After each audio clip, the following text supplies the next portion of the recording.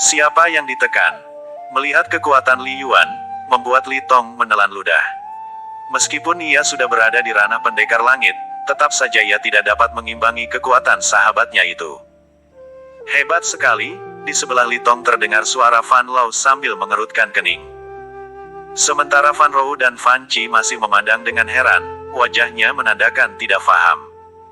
Kekuatan Li Yuan bagi mereka sangat misterius.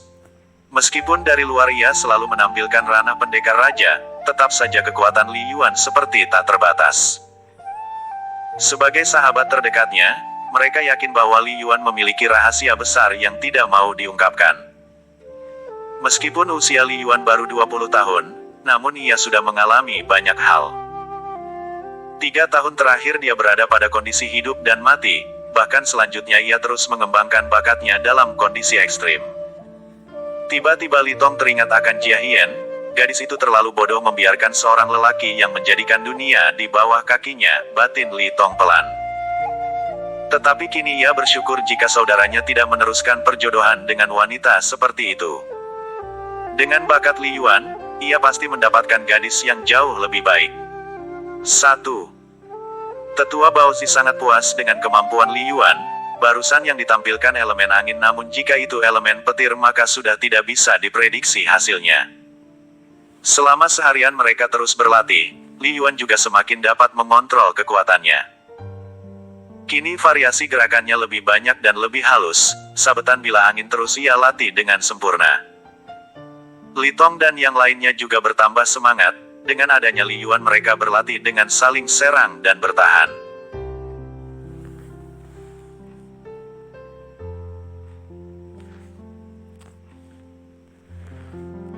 Selain memanfaatkan kekuatan elemen, Li Yuan juga beradu kekuatan fisik dengan Li Tong.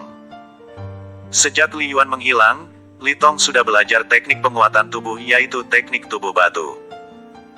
Jurus tersebut ia pelajari setelah menukar poin kontribusi sepulang dari kota Yusu.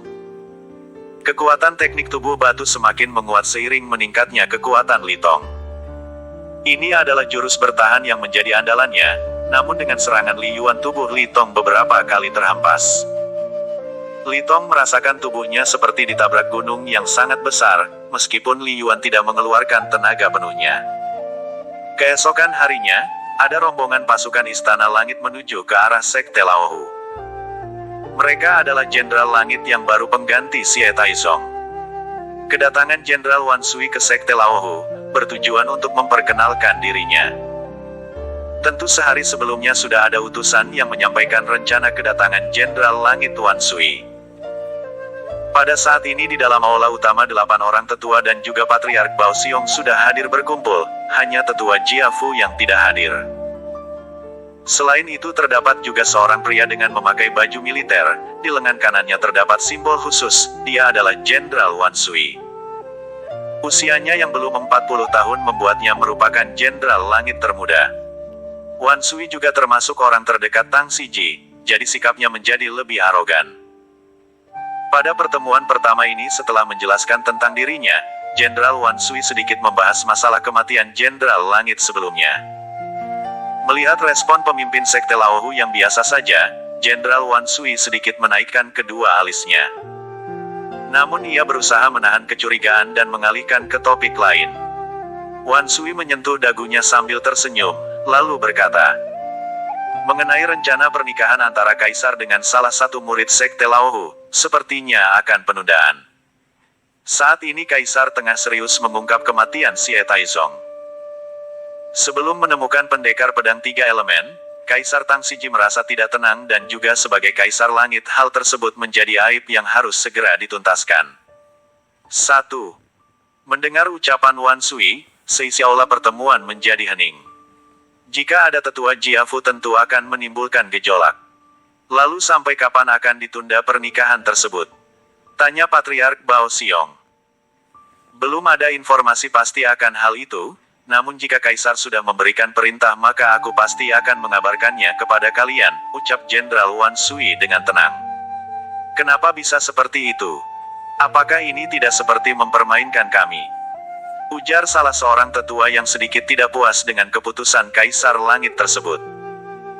Seharusnya kau tidak bisa berbicara dengan santai seperti itu, kau tidak memenuhi syarat, ucap Jenderal Wan Sui dengan angkuh. Oh, benarkah? Ucap tetua tersebut sambil tersenyum. Jenderal Wan Sui, sepertinya Anda melewatkan sesuatu, ucap tetua Jiu Ryu sambil menoleh ke arah para tetua yang lain. Tiba-tiba suhu udara di aula sekte berubah menjadi panas, ada tekanan energi yang merembes keluar dari tubuh para tetua. Dalam sekejap aura besar mengurung Jenderal Wan Sui. 1. Mata Wan Sui bergetar, ada rasa ketakutan di dalam dirinya, tetapi ia mencoba tenang dan mulai menggerakkan bibirnya. Kita ini masih bekerja sama, kuharap kalian bisa lebih kooperatif. Jika tidak maka aku akan melaporkannya kepada Kaisar Tang Siji, ucap Jenderal Wan Sui dengan tatapan yang tenang. Sejauh mungkin ia berusaha menekan ketakutan dalam hatinya, namun nadanya penuh penekanan.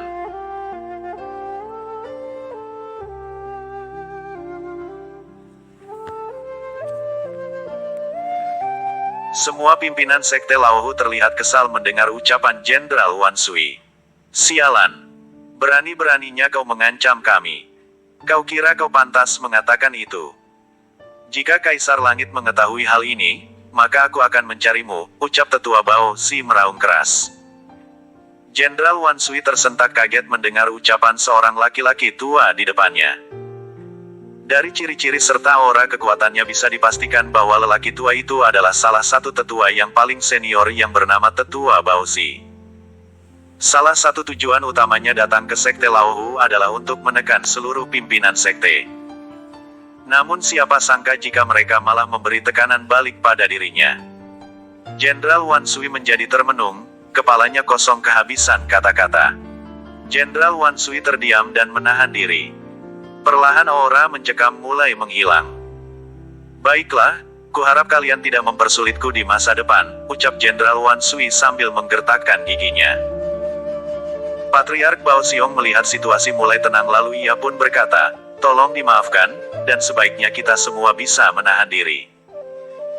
Meskipun sudah ada Li Yuan dan Li Jieru di sekte Laohu, Patriark Bao Xiong tidak mau gegabah. Secara teori ia dengan sangat mudah membunuh Wan Sui. Namun di sisi lain ia juga tidak mau jika 100.000 prajurit Istana Langit bergerak dan berperang melawan sekte Laohu. Sekte Laohu hanya butuh waktu saja untuk menunjukkan kekuatannya. Tetua Bao Si dan dirinya belum melakukan kultivasi tertutup, rencananya sore ini keduanya akan melakukan kultivasi tertutup. Jenderal Wan Sui terlihat marah lalu menghela napas. Ia jelas tidak bisa menang jika harus bertarung pada saat ini. Dalam hatinya ia akan melaporkan perkembangan kekuatan sekte Laohu kepada Kaisar. 1. Hari ini aku tidak berhasil menekan sekte Laohu, maka kemudian hari aku akan berhitung, gumamnya dalam hati. 1. Nuhume kembali ke sekte Laohu. Setelah tidak berhasil menekan sekte Laohu, Jenderal Langit Wan Siu kembali pulang menuju kota Qinghai. Di wajahnya jelas terlihat kekesalan yang tak tertahankan. Sebagai orang yang berasal dari sekte api abadi, ia juga merasa diremehkan.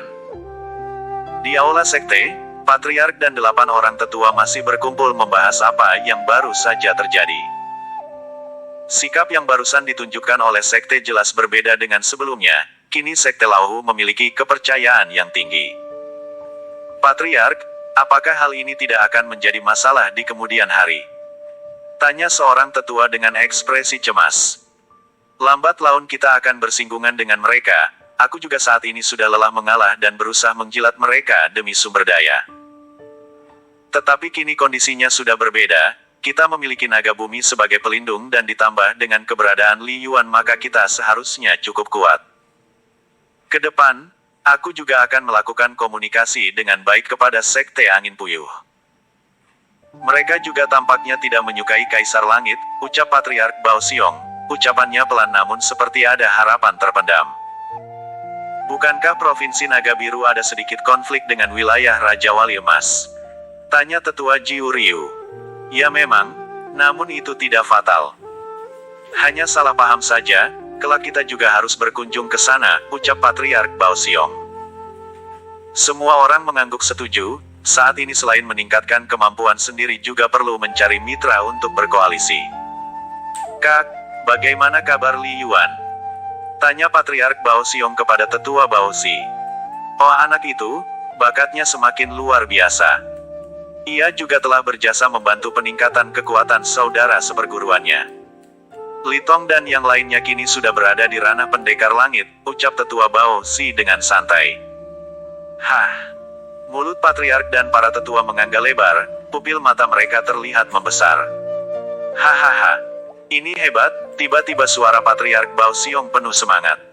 Sedangkan para tetua lainnya masih terkejut dengan pencapaian besar ini. Mereka semua menyadari bahwa usia Li Tong dan yang lainnya baru menginjak 20 tahun, prestasi ini sangat luar biasa.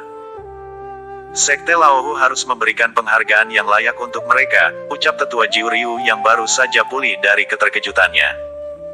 Ya, itu benar, ucap para tetua lainnya penuh semangat.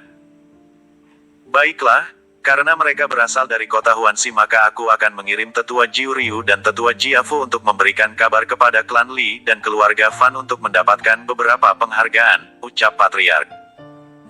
Untuk di dalam sekte, setiap dari mereka akan diangkat menjadi diaken khusus, lanjut Patriark Bao Xiong dengan mata berbinar.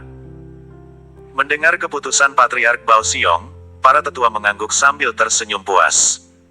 Setelah memberikan keputusan tersebut, pertemuan segera diakhiri.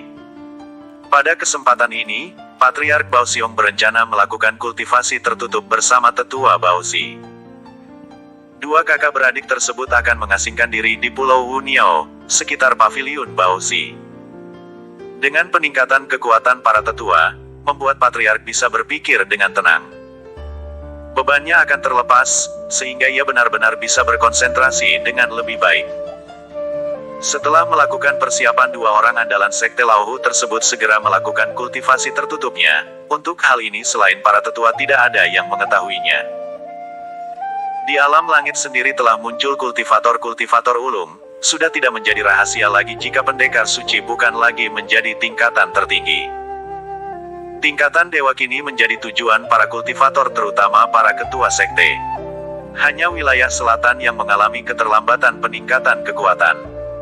Di kota Jincheng, di dalam istana langit. Apa? Suara keras penuh emosi terdengar dari mulut Kaisar Tang Siji. Berani-beraninya Sekte Laohu menyepelekan posisi Jenderal Wan Sui, aku akan memberikan mereka pelajaran, ucap Kaisar Langit tersebut sambil meremas surat dari Jenderal Wan Sui. Setelah 5 hari berlalu dari kedatangan Jenderal Wan Sui ke Sekte Laohu, berita itu baru secara resmi diterima oleh Kaisar Tang Siji. Hormat Kaisar. Sebaiknya masalah ini diselesaikan dengan kepala dingin, ucap penasehat istana. Mereka orang-orang lemah, tetapi berani meremehkan Jenderal Wan Sui. Apakah menurutmu ini tidak kurang ajar? Ucap Kaisar Tang Siji dengan ekspresi emosi. Bukankah Kaisar akan mempersunting istri dari murid Sekte Laohu? Bahkan ia merupakan putri dari salah seorang tetua, ucap penasehat istana yang bernama Lin Guanzong. Hahaha. Tidak mungkin aku akan menjadikan salah satu mereka bagian penting istana ini. Terkait wanita itu hanya akan kujadikan mainan saja, jika sudah bosan aku akan mengembalikannya ke Sekte Laohu, ucap Kaisar Tang Siji sambil tersenyum sarkas. 1. Semua orang yang hadir terdiam, tidak membenarkan dan juga tidak menyalahkan. Baiklah jika begitu, hamba tidak akan ikut campur, ucap penasehat istana Lin Guanzong. Segera kirimkan mata-mata ke Sekte Laohu, aku ingin melihat apa yang terjadi di sana. Mungkinkah perkembangan mereka terkait sumber daya yang bagus, perintah Kaisar Tang Siji dengan tegas. 1. Sementara itu, di istana yang Jia Hian tempati tampak Jia Hian, Nuhume dan Nunian sedang berdiskusi. Penundaan pernikahan Jia Hian dan Kaisar Tang Siji telah membuat Jia Hian bersedih. Hari ini secara khusus Nuhume menenangkan sahabatnya tersebut.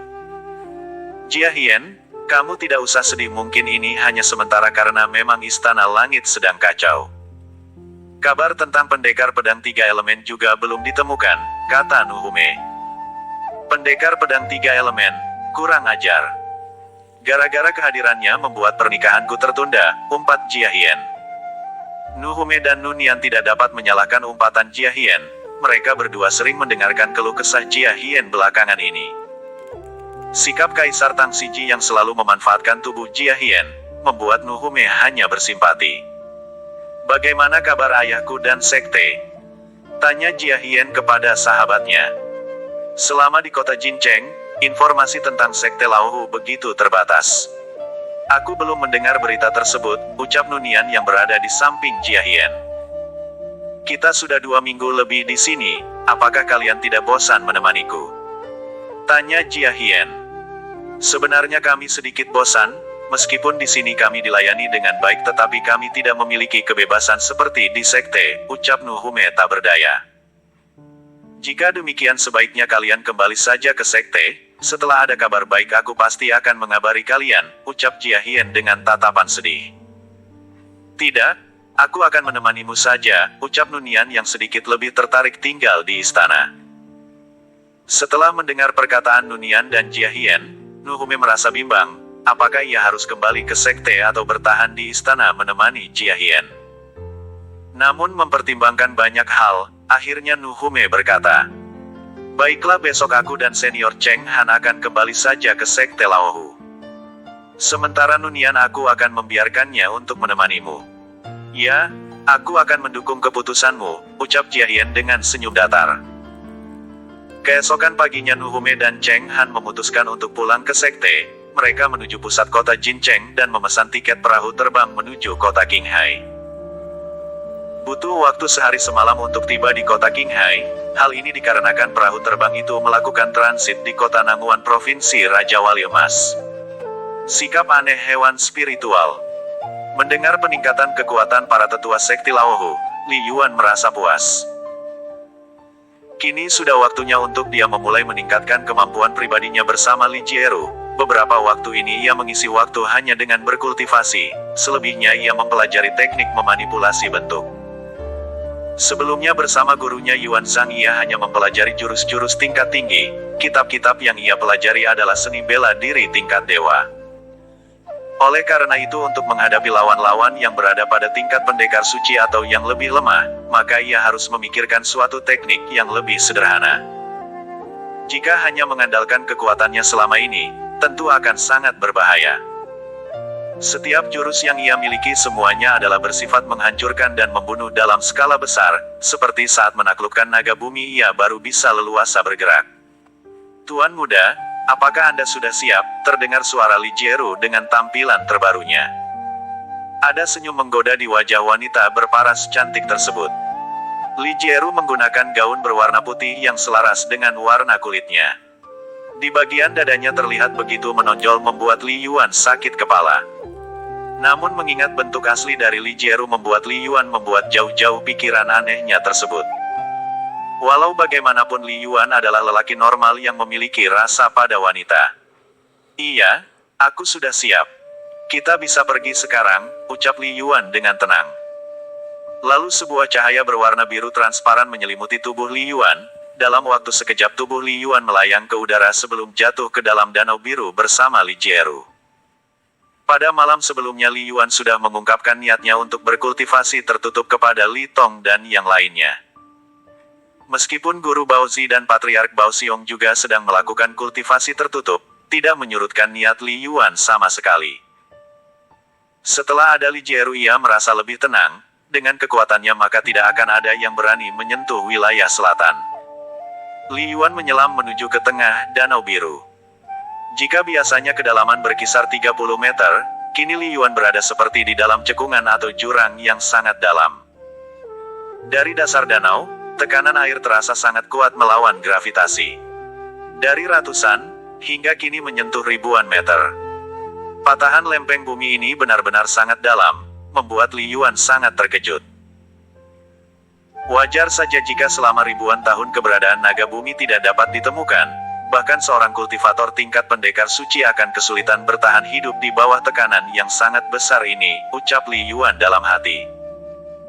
Di sebelah Li Yuan, Li Jieru masih dalam keadaan tenang, napasnya terlihat stabil dan tidak terlihat memburuk sama sekali.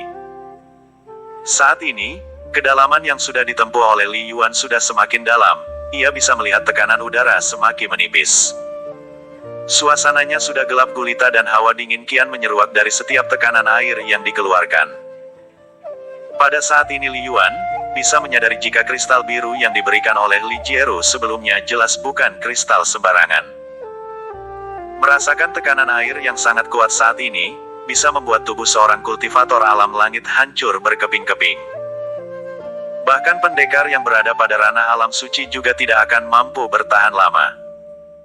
Beruntung Li Yuan masih berada dalam perlindungan dari naga bumi. Jika tidak, meskipun ia memiliki elemen angin, tubuhnya akan tercabik-cabik oleh tekanan air yang sudah melebihi ambang batas. Tiba-tiba tangan Li Yuan ditarik oleh Li Jieru. Meskipun gelap gulita, Li Jieru dan Li Yuan masih dapat melihat sebuah tempat mirip gua. Namun memikirkan gua di dasar danau biru dan berada di dalam perut bumi membuat Li Yuan berdecak kagum. "Tuan muda, kita sudah sampai," ucap Li Jieru sambil melepaskan cahaya transparan di tubuh Li Yuan. "Indah sekali," ucap Li Yuan. "Apakah ini tempatmu selama ini?" tanya Li Yuan. "Betul Tuan muda. Bahkan tempat ini terdiri dari 2 gua yang saling terhubung," ucap Li Jieru sambil menunjuk ke sebuah lorong. Di dalam gua, Long Guan bisa bernapas dengan normal. Meskipun tidak seperti di luar, namun di dalam gua ini udara begitu murni dan sejuk terasa. Sinar dari batu-batu alam di langit-langit gua membuat pencahayaan begitu terang. Entah dari mana batu-batu ini berasal, yang jelas pemandangan di sini terlalu luar biasa. 1. "Jieru, selain menyelam apakah ada jalur lain untuk menembus ke tempat ini?" tanya Li Yuan. Menurut teori yang ia ketahui, jika ada udara dan cahaya yang merambat maka akan ada daratan yang bisa ditemukan. "Tentu saja ada Tuan muda, namun wilayah tersebut berada di kota Heidong. Posisinya berada sebelah timur batas danau biru ini," jawab Li Jieru dengan santai. "Oh begitu, aku baru mengetahui nama kota tersebut. Apakah itu dekat dengan kota Qinghai?" tanya Li Yuan. "Jaraknya tidak terlalu jauh, hanya dibatasi oleh 1 kota, yaitu kota Xianing," jawab Li Jieru. "Menarik sekali," ucap Li Yuan sambil menganggukkan kepala. "Apakah Tuan muda ingin segera berkultivasi atau mau istirahat dulu?" tanya Li Jieru. "Aku akan beristirahat sebentar untuk menyesuaikan diri dengan keadaan sekitar. Setelah itu aku akan belajar untuk memahami elemen air," ucap Li Yuan tenang. Pada saat ini, Li Jieru tidak menyadari maksud tersirat dari ucapan Li Yuan. Dalam benak Li Jieru ia hanya menangkap maksud dari Li Yuan yang akan menyerap kristal biru yang mengandung esensi kekuatan air. Dengan menyerap salah satu elemen tersebut maka Li Yuan akan dengan mudah menguasai kekuatan air. "Jieru, aku ingin meminta bantuanmu. Setelah aku pergi dari sekte, aku ingin kamu menjaga sekte. Guruku dan ketua sekte sedang melakukan kultivasi tertutup. Aku khawatir akan terjadi hal-hal yang tidak diinginkan," ucap Li Yuan. "Baik Tuan muda, sekarang juga aku akan ke sekte," ucap Li Jieru. "Kamu hanya bertindak jika mereka sudah tidak bisa menjaga diri, selebihnya biarkan mereka berjuang. Jangan biarkan dirimu diketahui oleh banyak orang, karena hal itu akan berbahaya," ucap Li Yuan tampak sungguh-sungguh. "Baik Tuan muda, tapi maksudnya apa jika aku dalam keadaan bahaya jika banyak orang yang tahu tentang keberadaanku?" tanya Li Jieru sambil menaikkan kedua alis matanya. Dengan kekuatan yang ia miliki, tentu tidak akan ada lawan sepadan yang bisa mengganggu dirinya. Bukan begitu maksudku. Aku hanya khawatir dengan penampilan fisikmu banyak lelaki yang akan tergoda dan mengejarmu," ucap Li Yuan sambil menutup mulutnya dengan tangan kanannya. Mendengar candaan Li Yuan membuat Li Jieru sedikit kesal sambil menghentakkan kaki. Ucap Li Jieru sambil mendengus lalu pergi meninggalkan Li Yuan. Melihat aksi Li Jieru membuat Li Yuan sedikit berpikir, apakah setiap hewan spiritual yang semakin kuat akan semakin mendekati sifat manusia pada umumnya? Li Yuan tampak kebingungan sambil menggaruk kepala. Putus asa yang berulang. Berbarengan dengan kepergian Li Yuan untuk berkultivasi, Cheng Han dan Nu Hume sudah tiba di sekte Laohu. Mereka berdua tiba menggunakan perahu terbang dari asosiasi keluarga Fang di ibu kota Qinghai. Setelah tiba, Cheng Han segera melapor kepada para tetua dan ketua sekte. Bersama Nu Hume ia melaporkan segala perkembangan yang terjadi di kota Jincheng, terutama selama mereka berada di dalam istana langit. Tetapi Nuhume tidak membicarakan tentang keadaan Jia Hien yang sesungguhnya. Ia sengaja tidak melaporkan situasi tersebut karena itu menyangkut hal pribadi dan menyangkut nama baik Jia Hien. Saat melapor, Cheng Han dan Nuhume tentu saja sangat terkejut. Meski di aula utama sekte tidak terdapat patriark dan tetua Baozi, namun mereka berdua dapat merasakan kekuatan yang setara dengan patriark Bao Xiong. Ketujuh orang tetua ini jelas sudah tidak berada pada ranah yang sama saat dirinya pergi. Namun saat ini ia tidak melihat kehadiran tetua Jiafu di barisan para tetua.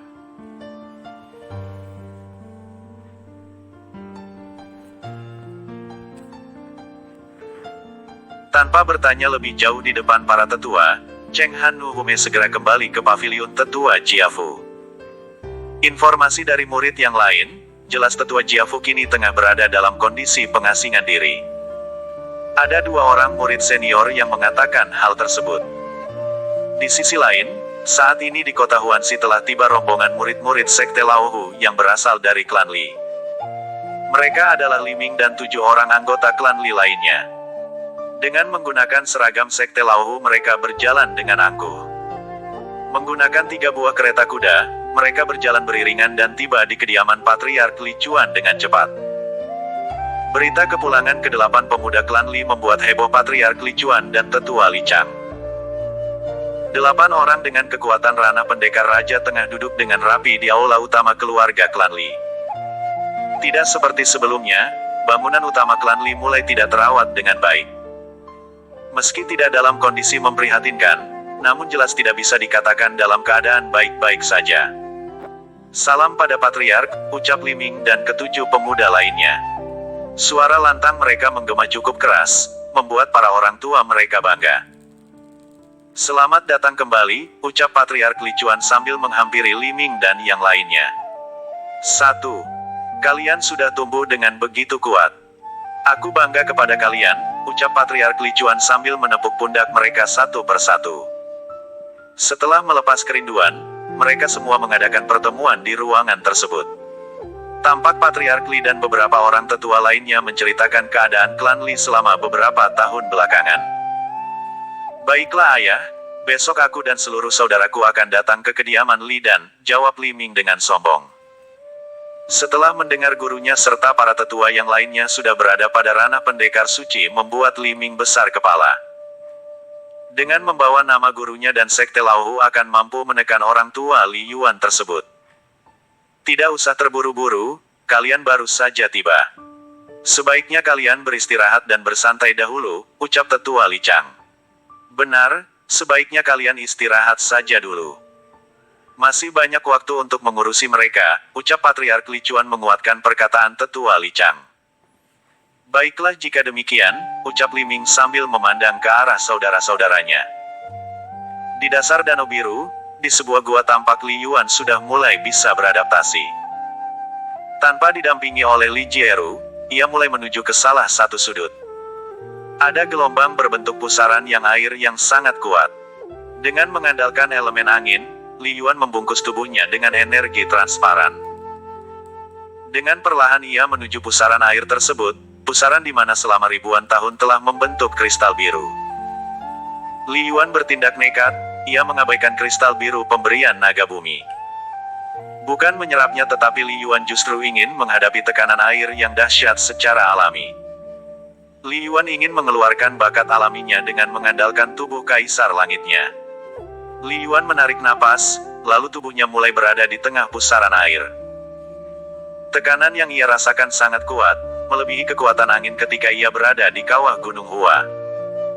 Dengan tekad yang kuat dan semangat yang membara, Li Yuan mencoba bertahan. Tubuhnya seperti tercabik-cabik monster ganas.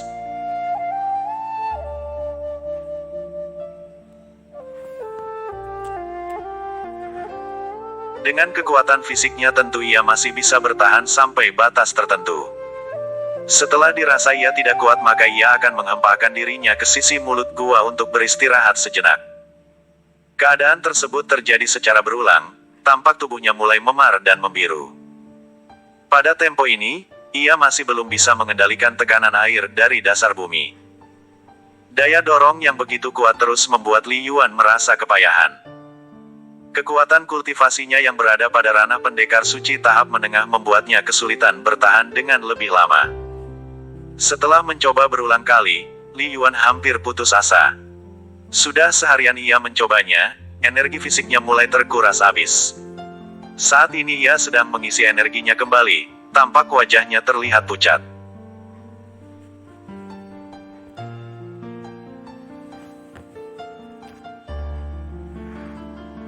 Dalam kondisi seperti ini Li Yuan tidak ada jalan pilihan selain meningkatkan ranah kultivasinya. Dalam keadaan duduk sila, ia mengeluarkan sebuah kristal perak yang terdapat di dalam cincinnya.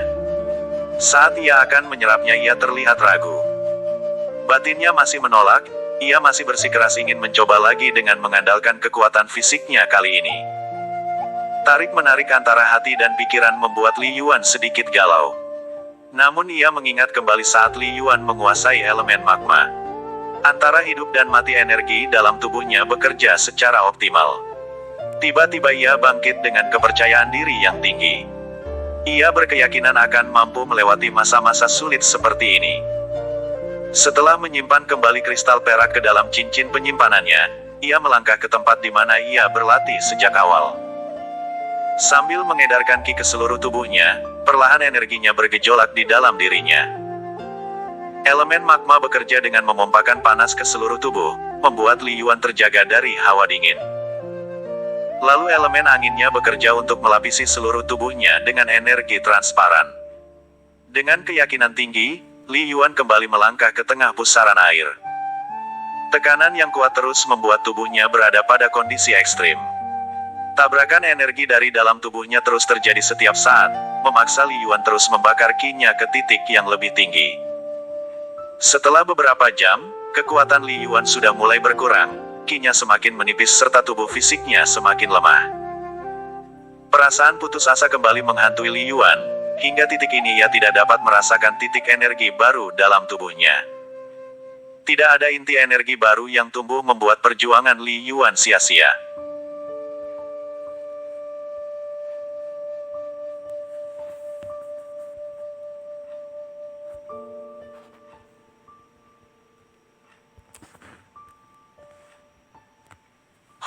Li Yuan kembali menghempaskan diri.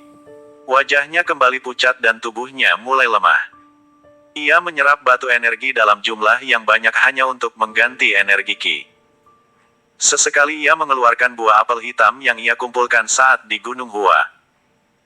Pada saat seperti ini, buah apel hitam tersebut sangat membantu proses percepatan pemilihan energinya.